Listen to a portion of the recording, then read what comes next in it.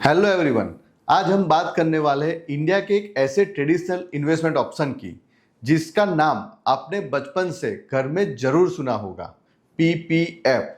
और ऑनेस्टली बोले तो घर के जितने भी सीनियर सिटीजन हैं ऑलमोस्ट सबने लाइफ में कभी ना कभी पीपीएफ में इन्वेस्ट किया ही होगा।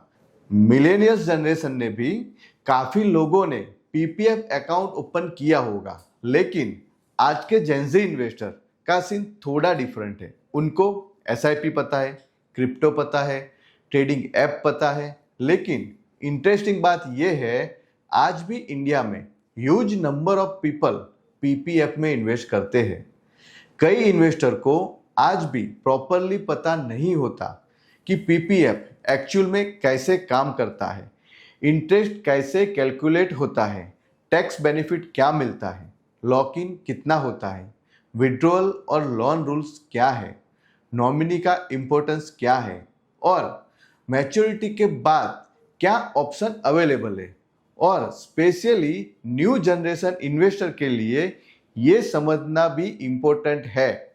आज के मार्केट एनवायरनमेंट में पीपीएफ सिर्फ टैक्स सेविंग टूल है या discipline long term wealth planning का भी स्ट्रॉन्ग ऑप्शन हो सकता है। तो आज real PPF statement, historical interest rate और प्रैक्टिकल एग्जाम्पल के साथ पीपीएफ को डिटेल में सिंपल लैंग्वेज में समझते हैं।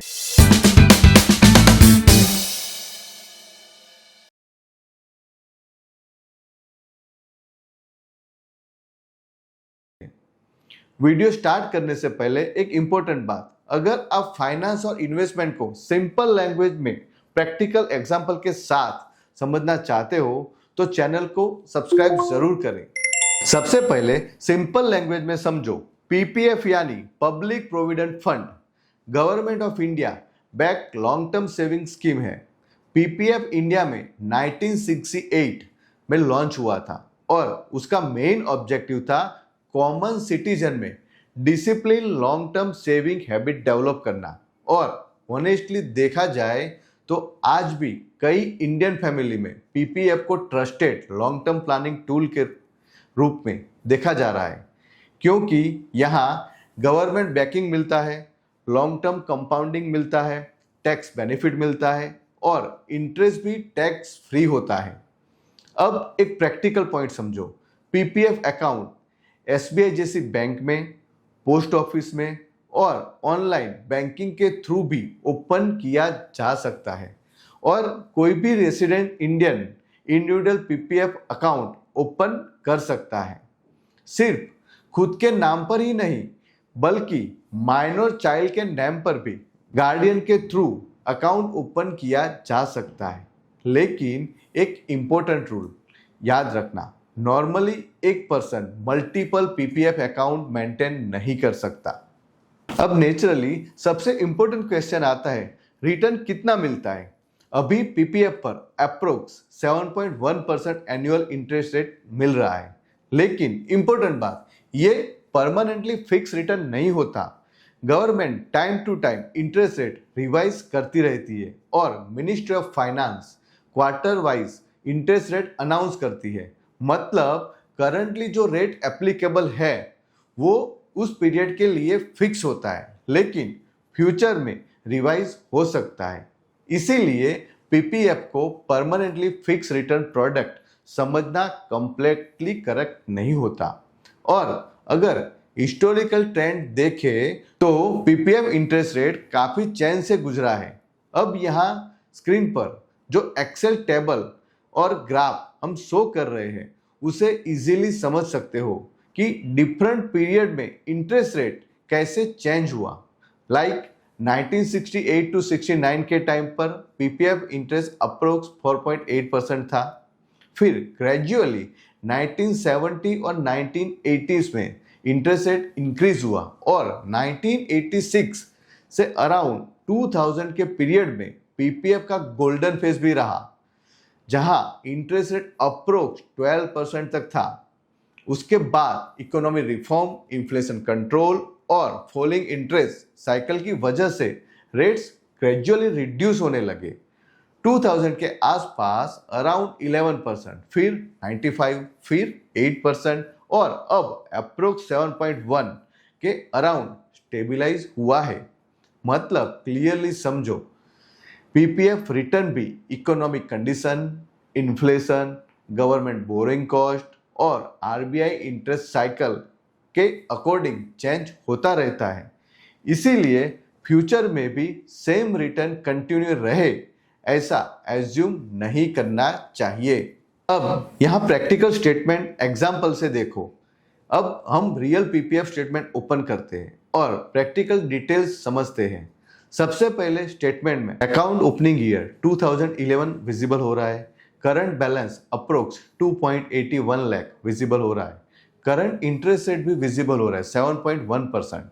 नॉमिनी एक्टिव स्टेटस विजिबल हो रहा है और मैच्योरिटी डिटेल्स भी विजिबल है। और यहाँ एक इंपॉर्टेंट पॉइंट देखो, annual interest credit approx 18,000 show हो रहा है।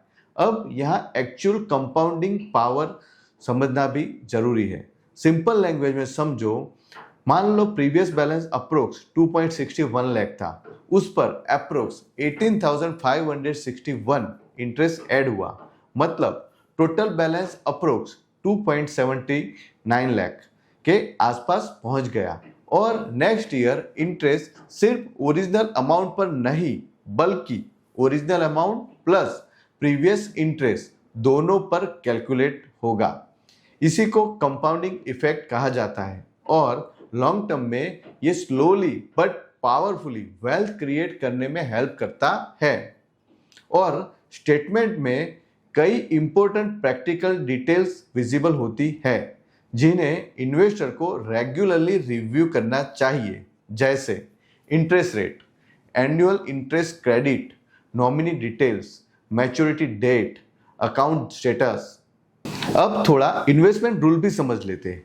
पीपीएफ में मिनिमम 500 ईयरली डिपॉजिट मैंडेटरी है और मैक्सिमम 1.5 लाख ईयरली इन्वेस्ट कर सकते हैं। और इन्वेस्टमेंट लमसम या इंस्टॉलमेंट दोनों फॉर्मेट में पॉसिबल है। और अगर मिनिमम डिपॉजिट मेंटेन नहीं होता तो अकाउंट इनएक्टिव भी हो सकता है। अब एक बहुत इंपॉर्टेंट प्रैक्टिकल ट्रिक समझो जो कई इन्वेस्टर मिस कर देते हैं। पीपीएफ इंटरेस्ट कैलकुलेट में मंथ की 5th डेट काफ़ी इंपॉर्टेंट होती है। अगर आप 5th के पहले इन्वेस्टमेंट करते हो तो उस मंथ का इंटरेस्ट मिल सकता है। इसीलिए कई एक्सपीरियंस इन्वेस्टर मंथ की स्टार्टिंग में फाइनेंशियल ईयर बिगिनिंग में डिपॉजिट प्रीफर करते हैं। अब बात करते हैं टैक्स बेनिफिट की, क्योंकि पीपीएफ का ये स्ट्रॉन्गेस्ट पॉइंट माना जाता है। पीपीएफ में इन्वेस्टमेंट पर टैक्स बेनिफिट मिलता है, इंटरेस्ट टैक्स फ्री होता है और मैच्योरिटी अमाउंट भी टैक्स फ्री होती है। इसको जनरली ट्रिपल ई कैटेगरी भी कहा जाता है। ई का सिंपल मतलब exempt at investment, exempt on interest, exempt at maturity, मतलब तीनों स्टेज पर टैक्स बेनिफिट मिलता है।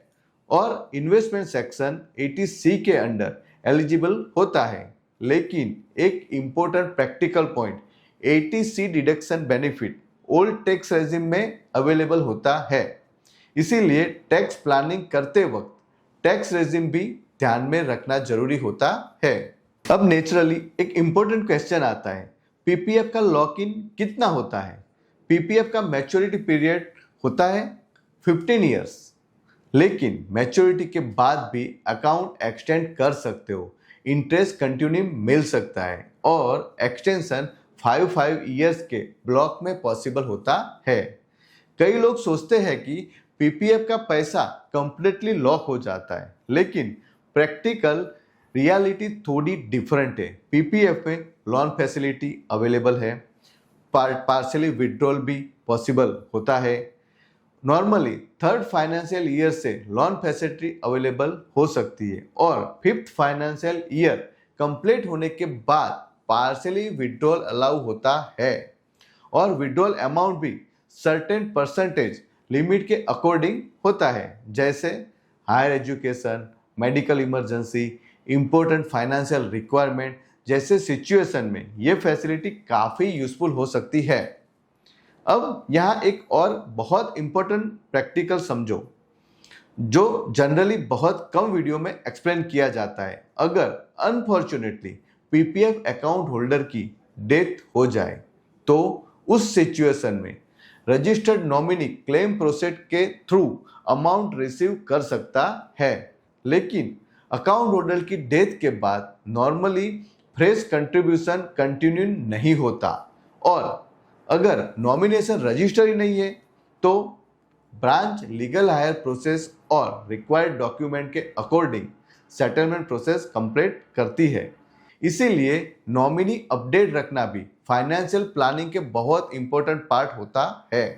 एसबीआई ऑफिशियल एफएक्यू में भी कई प्रैक्टिकल पॉइंट्स मेंशन किए गए हैं, जिसका ऑफिशियल लिंक मैं डिस्क्रिप्शन में भी दे दूंगा। जैसे पीपीएफ अकाउंट ट्रांसफर पॉसिबल है, बैंक से पोस्ट ऑफिस या एक ब्रांच से दूसरी ब्रांच में भी ट्रांसफर हो सकता है। और एक इंटरेस्टिंग सेफ्टी फीचर्स भी समझो, नॉर्मली पीपीएफ अकाउंट को कोर्ट अटैचमेंट प्रोटेक्शन मिलता है।